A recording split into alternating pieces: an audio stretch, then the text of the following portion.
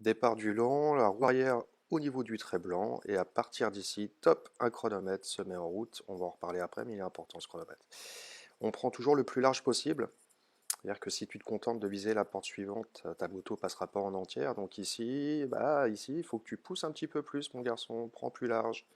Voilà, ça c'est mieux. Le regard plus loin, ne fixe pas du regard. Voilà, regarde plus loin, regarde le fond de la piste pour obtenir l'équilibre. Cherche la lenteur ici parce que tu es un petit peu en ligne droite et c'est facile d'être lent. Et au niveau de la roue arrière, au niveau des cônes, voilà, ici, le chronomètre s'arrête. Et c'est ici, en fait, qui te demande un chronomètre au minimum de 16 secondes pour avoir la notation A. Et en dessous de 16 secondes, tu auras une notation B. En dessous de 14 secondes, une notation C. Bon, on a pris l'évitement à l'envers. Là, tu te relaxes, tu en profites, tu respires un petit peu, tu passes à côté du burn. Qui c'est qui a fait un burn à cet endroit-là? Il faudra que je me renseigne. Et ici, voilà, ici, très important, un arrêt dans le demi-tour au frein arrière. Touche pas au frein avant, c'est trop casse-gueule.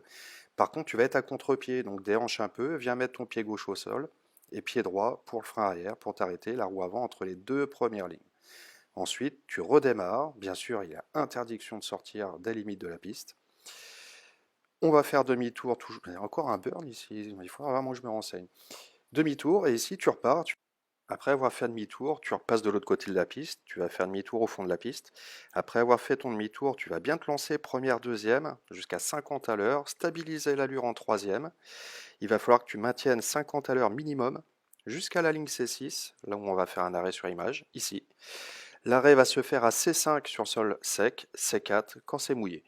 Tu noteras le changement de posture au freinage. On se redresse, on tend les bras, on verrouille le guidon, on ne touche pas à l'embrayage et on est sur un frein qui est dégressif plutôt que progressif.